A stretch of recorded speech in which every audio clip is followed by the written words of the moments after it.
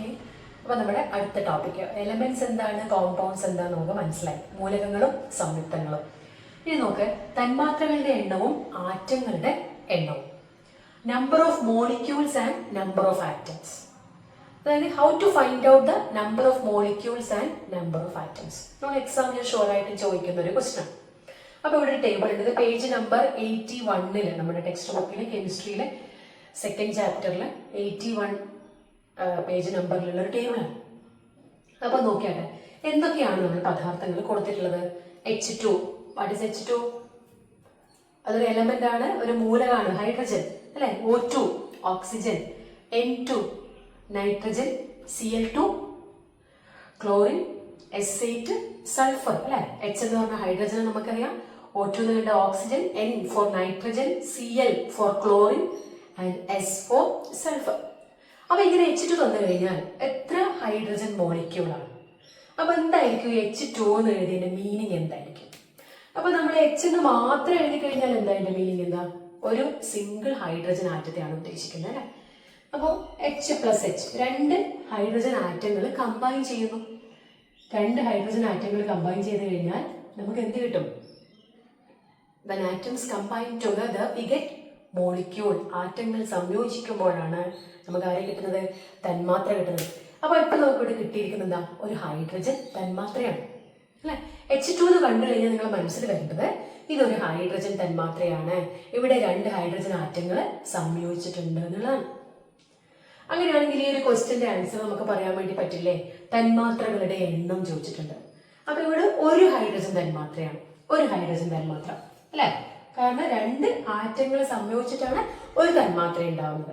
അപ്പൊ നമ്മൾ എന്ത് എഴുതും? തന്മാത്രകളുടെ എണ്ണം 1. നമ്പർ ഓഫ് ആറ്റംസോ, എത്ര ആറ്റങ്ങളെ സംയോജിച്ച്? 2. ഓക്കെ, അപ്പൊ H2 തന്നെ താഴെയുള്ള നമ്പറാണ് എപ്പോഴും നമ്പർ ഓഫ് ആറ്റംസ് വരുന്നത്. 1 എന്ന് പറയുന്നത് എന്താണ്? ഈ ഒരു തന്മാത്ര. നെക്സ്റ്റ് അഗെയിൻ അതുപോലെ തന്നെയാണ് O2.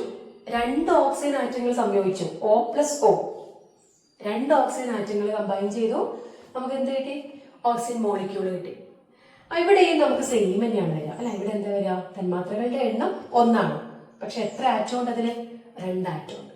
അഗെയിൻ N2 സെയിം, ഒരു തന്മാത്ര, രണ്ട് നൈട്രജൻ ആറ്റങ്ങൾ. Cl2 ഒരു ക്ലോറിൻ തന്മാത്ര, അതിൽ എത്ര ആറ്റങ്ങൾ കാണാൻ വേണ്ടി പറ്റുന്നുണ്ട്? 2 ക്ലോറിൻ ആറ്റങ്ങളുണ്ട്. അഗെയിൻ S8, S എന്ന് പറഞ്ഞാൽ സൾഫർ ആണ്. സൾഫറിന്റെ ഒരു തന്മാത്ര എന്ന് പറഞ്ഞാൽ എത്ര സൾഫർ ആറ്റങ്ങൾ ഉണ്ട് നോക്കി? 8 സൾഫർ ആറ്റങ്ങൾ സംയോജിക്കണം. ഒരു തന്മാത്ര തന്നെയാണ്, പക്ഷെ ഇവിടെ ആറ്റങ്ങളുടെ എണ്ണം എന്താണ്? 8 ആണ് വരിക.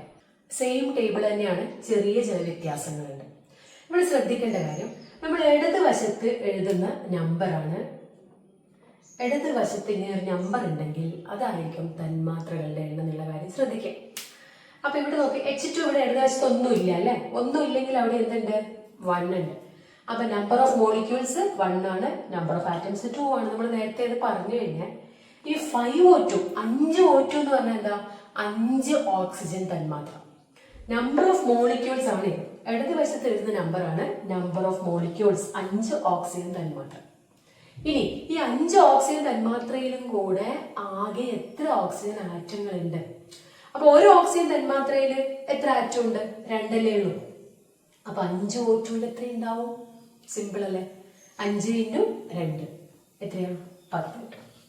അതായത് ഒരു ഓക്സിജൻ തന്മാത്ര എന്ന് പറഞ്ഞാൽ 2 ഓക്സിജൻ ആറ്റങ്ങളാണ് നമ്മൾ നേരത്തെ പറഞ്ഞു. അപ്പൊ 5 ഓക്സിജൻ തന്മാത്ര എന്ന് പറയുമ്പോൾ സിമ്പിൾ ആണ്. 5 × 2 = 10. അഗെയിൻ 6N2 അതേപോലെ തന്നെയാണ് അല്ലെ. തന്മാത്രകളുടെ എണ്ണം അല്ലെങ്കിൽ നമ്പർ ഓഫ് മോളിക്യൂൾസ് 6 ആണ്. നമ്പർ ഓഫ് ആറ്റംസോ, ഒരു മോളിക്യൂളില് 2 നൈട്രജൻ ആറ്റങ്ങളുണ്ട്. അങ്ങനെയാണെങ്കിൽ 6 മോളിക്യൂളില് എത്ര ഉണ്ടാവും? 6 × 2 എന്ന് പറഞ്ഞു കഴിഞ്ഞാൽ ടോട്ടൽ നമ്പർ 12 നൈട്രജൻ ആറ്റങ്ങൾ ഉണ്ടാവും. Again 4Cl2 number of molecules എപ്പോഴും നോക്കേണ്ട. നമ്പർ ഓഫ് മോളിക്യൂൾസ് ചോദിച്ചു കഴിഞ്ഞാൽ ഇടതുവശത്ത് എഴുതിയിരിക്കുന്ന നമ്പർ 4 ആണ്. അങ്ങനെയുള്ള എന്താണ്? 4Cl2 ആകെ എത്ര ആറ്റംസ് ഉണ്ട്? 4 × 2 = 8. S8 ഇവിടെ ഇടതുവശത്ത് എന്തെങ്കിലും സംഖ്യ ഉണ്ടോ? ഇല്ല. ഒന്നുമില്ലെങ്കിൽ അവിടെ 1 ആണ്. നമ്പർ ഓഫ് മോളിക്യൂൾസ് 1 ആണ്. നമ്പർ ഓഫ് ആറ്റംസോ, എത്ര സൾഫർ ആറ്റങ്ങളുണ്ട്? 8 സൾഫർ ആറ്റങ്ങളുണ്ട്. അപ്പൊ ഇങ്ങനെയാണ് നമ്മൾ എന്ത് ചെയ്യുന്നത്? Number of molecules and number of atoms കണ്ടുപിടിക്കുന്നത്. ഇവിടെ നമ്മൾ ഇതൊക്കെ എന്താണ്, ദീസ് ആർ ഓൾ എലമെന്റ്സ് അല്ലെ, ഇതൊക്കെ എന്താണ്, മൂലകങ്ങളാണ്. ഇതൊക്കെ മൂലകങ്ങളിലെ തന്മാത്രകളുടെ എണ്ണവും ആറ്റങ്ങളുടെ എണ്ണവുമാണ് നമ്മളിപ്പോൾ കണ്ടുപിടിച്ചത്. ശരിക്കും നോക്കുക, റിപ്പീറ്റ് ചെയ്ത് പഠിക്കുക. ഷുവറായിട്ട് എക്സാമിന് ചോദിക്കുന്ന ഒരു ക്വസ്റ്റ്യൻ ആണ്.